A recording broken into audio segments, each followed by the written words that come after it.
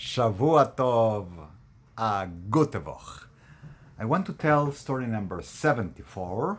We're continuing with when I made story number 73 a few months ago, catching up with that now. Story number 74 is called Rabbi Yosef Melamed Zurnitz, from the book Shivchei haBaal Shem Tov, the earliest source of Baal Shem Tov stories that was written and published. So Rav Dover of Zurnitz tells a story. He says that the Chassid, Rav Yosef of Zurnitz, known as, or was called Rav Yosef Melamed, Rav Yosef the children's teacher, came to visit the community that the author of the stories is from, the community of Zurnitz. And at the time, he says, I was not in a good health condition, so I barely greeted him, and the story was told to acquaintances of mine, friends of mine, who later told it to me. He always tells how the story got to him. So, this is the story. Rav Yosef had at his hand always these maos shlishis, these deposits that other people trust him with, like a banker, like a safekeeper. So he will keep it in a certain place, and when people needed money to be kept for safety, you trust him with it, including the monies of the above-mentioned Rav. In story number 73, we have the story of Rav Chaim of Zurnitz, who in his shul there was appearance of two Nazikin, that whole story. Well, so this Rav Chaim, I believe, is the one they're mentioning here. He also had trusted funds to this Rav Yosef, and there was something called here pisul matbeos. There was something that changed the currency. Either the currency changed itself, or there was a significant value change in the currency, and this brought quite a few confrontations and problems. Obviously, if you have deposited a certain amount and you want to take out the same value, and then there was a huge change in the value of the currency or the currency itself, what is it you're going to take out for it? The value of what you put, or the amount of the money that you put in that now is something else?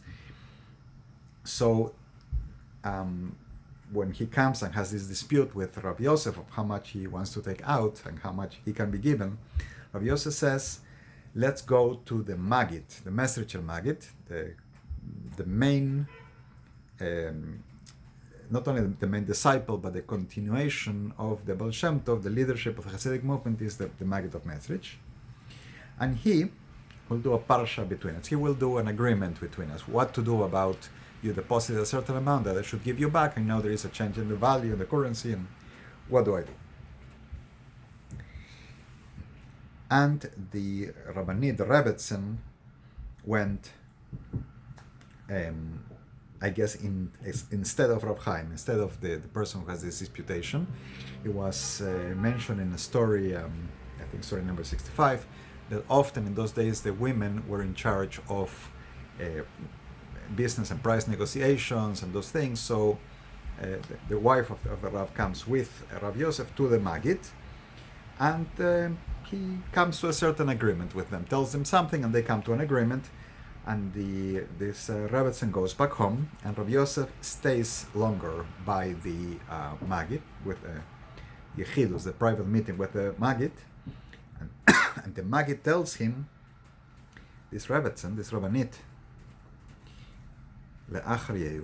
she's beyond hope. She said, at the point of abandoning all hope, that tomorrow she is, whatever, she's in a situation that is absolutely terrible, and there is nothing that can be done for her.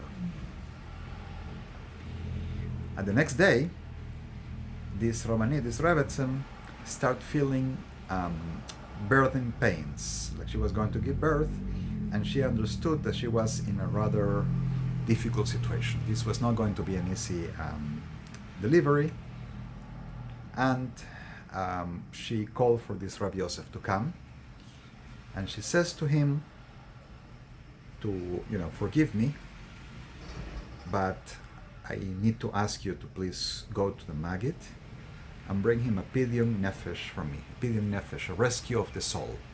It's a custom among Mekuban Kabbalists and Hasidim that we give a special payment, a special money and a request to a tzaddik or to a rebbe to redeem our soul in a situation like this, Now, there is a line here in the Hebrew text of the story, Vehi shama min ha-magid kanizkar la'ayl, and she heard from the Maggid as above described. And according to the Kfar Chabad edition of the Shivchei Shem Tov, there was a misprint here, but they're not sure which was a misprint.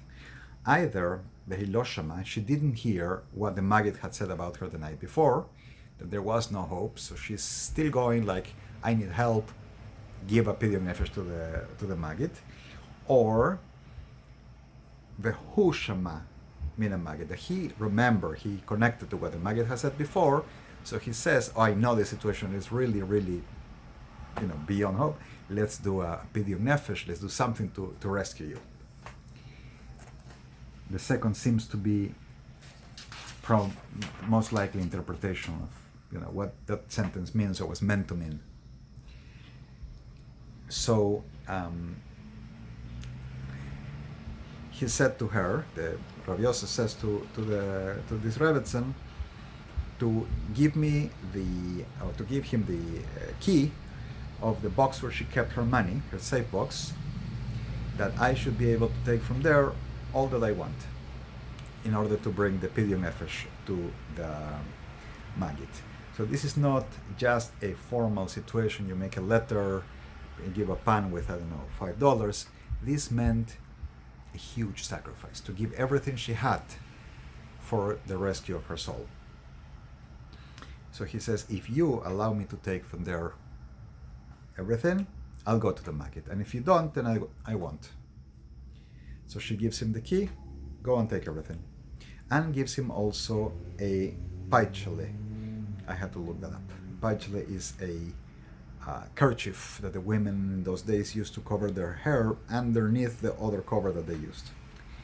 Anyway, the kerchief to be like a sack to put the coin inside, and the coins inside, and Rav Yosef took kas zehuvim, 160 golden coins, the zloty, I guess, of the time, and came with it to the Maggid. When the Maggid saw him, he said, I told you what her situation is. Why did you come? Lama bata, why did you come? So he says, she gave me the key to her safe box and gave me the reshus, the authorization to bring you all her coins, all she's got, 160 zloty, which is a huge amount. So once she does this sacrifice, what does the tzaddik do? The Maggid who said she's beyond hope, he calls 3 Hasidim, Rab Michal of Zolochov, Rab Leib HaKohen, both of them have been mentioned in stories before, and they mentioned here Rab Yosef, and they should go to the mikveh. And the Maggid was still able to walk. He had a degenerative disease in his legs. He wasn't able to. Now he was still able to go. So he was able to go, but not into the water. He just was able to walk. So he went with them, and they went into the mikveh, and he stood on them. I don't know if he's literally on them while they go down, or he stood above them, outside of the mikveh, looking at them. So they go into the water, and under the water, completely covered, And Rabbi Yosef says that the Maggid wanted to teach me the kavanos, the kavanot, the mystical intentions that one should have when going to the mikvah, but then he gave up on it and he said, I should go on my own innocence, just do it. So they go and stay a while under the water, they come out, and the Maggid says, you have not done the pe'ula, the spiritual work that you were supposed to accomplish. They went back again several times into the water, on and on, and the water was cold. They didn't have a warm mikvah, so Rabbi Yosef got very cold. He was an old man and this affected him. And in one moment he said, Reboino shel olam, praying to God, Master of the universe, bring me a gift that the Rebbetzin, the Rabbanit, should give birth and live on, be alive after, and if not, I am in danger. It's not my health against hers, I want my health, but I'm asking as a gift for what we are doing, save her. Then the Maggid told them to come out of the water and to come up, like, get dressed and let's leave the mikvah place. The Hillel Kel, praise be God, the Pe'ula was accomplished, and the Rebbetzin will live and will give birth to 3 babies. And then the Maggid said how many were going to be males and how many females, 2 and 1, but I don't remember which one was what. And I don't know if this don't remember is Rabbi Yosef who's telling the story. That would make sense, right? Or Rav Dover when he's writing. Anyway, I don't know which one it is, but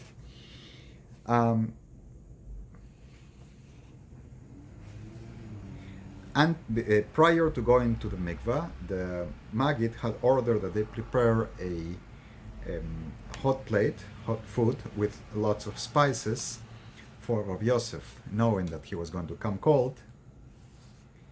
And after he ate, he told him to wait to warm up here, and there was going to be a great rush, a great tumult, a great sound outside. So close the door that they should not find him.